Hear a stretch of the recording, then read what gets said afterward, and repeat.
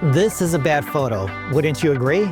Now, if you disagree, that's okay, since technically there's not much wrong with it. I did get the exposure right after all, and the image itself is tack sharp, and the composition is, well, it's okay. And if you posted something like this online, most photographers would say it's a good photo, but good and amazing are not the same thing. So in this video, I'm gonna show you what's missing from this photo, even though everything looks right, and what happens when you start composing with intention instead of just settling for good enough, because when you add the missing pieces, the difference is night and day. And then at the end, I'm gonna show you this image that is 10 times better.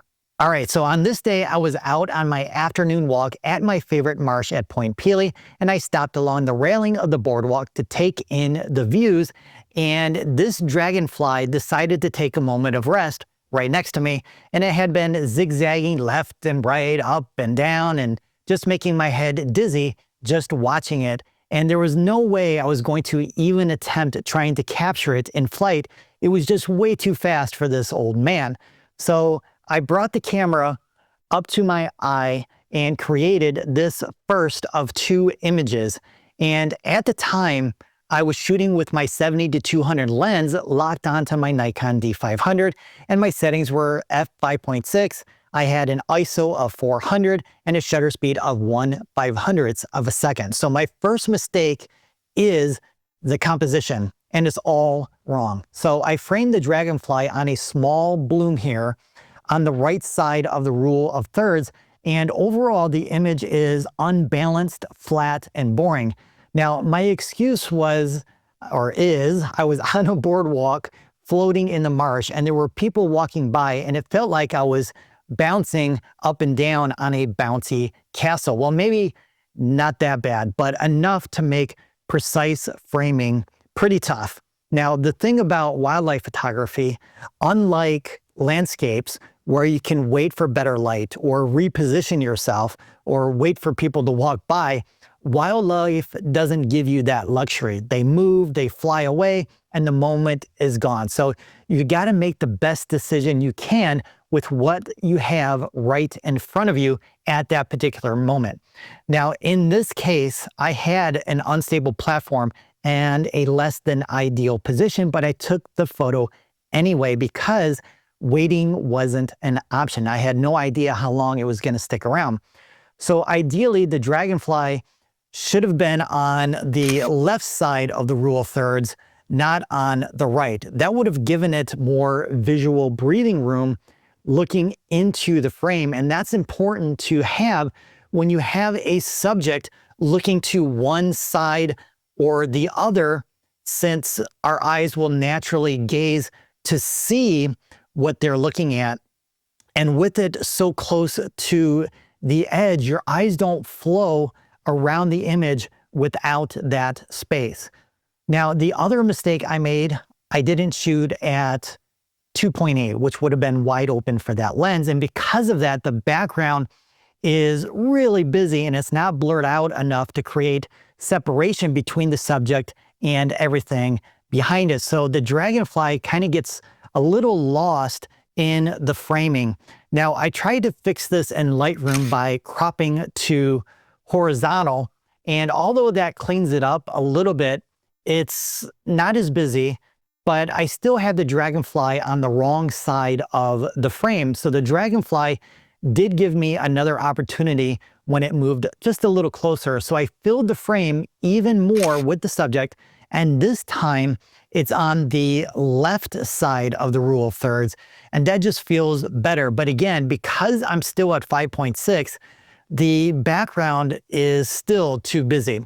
So I tried to fix it again in post-processing by switching to vertical, which simplifies the image, and it's much better, wouldn't you agree? But it's still not amazing. All right, now let's jump into our time machine that's going to take us 2 years in the future from the point of time when I created this one, and the exact same dragonfly appeared right in front of me again. Well, maybe not the same one, but on this particular day, my wife joined me for a walk around the boardwalk, And I had to give her credit for this next image because she saw the dragonfly first. So this time I had a longer focal length and captured the dragonfly at 500 millimeters. Now, you might think the longer focal length is what makes this image 10 times better. And although that's partially true, it's not the whole story.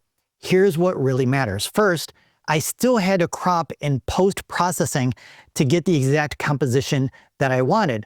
But more importantly, I created this photo at f8, not 5.6, and definitely not 2.8. Now you might be thinking, wait, f8 should give you more depth of field, not less. And you would be right if everything else stayed the same. But here's the key relationship most photographers miss. So your focal length affects the background blur, but a longer lens compresses the background and blurs it even more.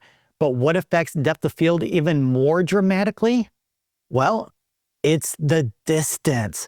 For example, the closer you are to your subject, the shallower your depth of field becomes, and the distance between your subject and background affects the depth of field as well. So those bad photos in the beginning that I showed you, the dragonfly was around 60 feet away, and the background was a few feet or closer than that to the dragonfly. But in this photo, the dragonfly is around 5 to 7 feet away from me at the time, and the background was dozens and dozens of feet behind it. And because of the differences in distance, I had a very, very shallow depth of field, even at f8, and the background just melts away into this soft, creamy blur. But here's the other missing piece that I didn't have in the first photos: the quality of light. In those earlier images, the light is flat and unflattering.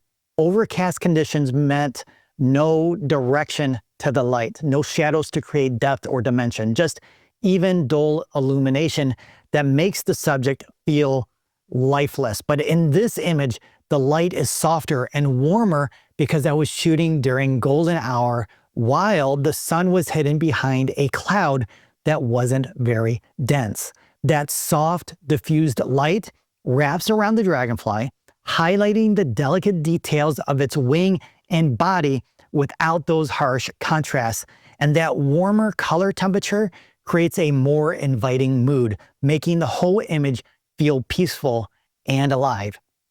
So 3 things make this image 10 times better. 1, better composition with the subject centered for balance and symmetry. Number 2, understanding the relationship of your focal length, distance, and aperture, and waiting for better light. So the dragonfly, you can't see it yet, is positioned right in the center of the frame, and it's perched on a vibrant green stem that cuts vertically through the compositions. And its wings are spread perfectly horizontal, delicate and intricate, every vein sharp and crisp, and that brilliant blue body, almost turquoise, just glows against the warm background that makes the dragonfly pop right off the screen. And your eyes go straight to the primary subject, the dragonfly, and it stays there. And boom, how awesome is this? I love it. Check out this wildlife photography playlist next to continue learning and improving. Thanks for listening and have an awesome day.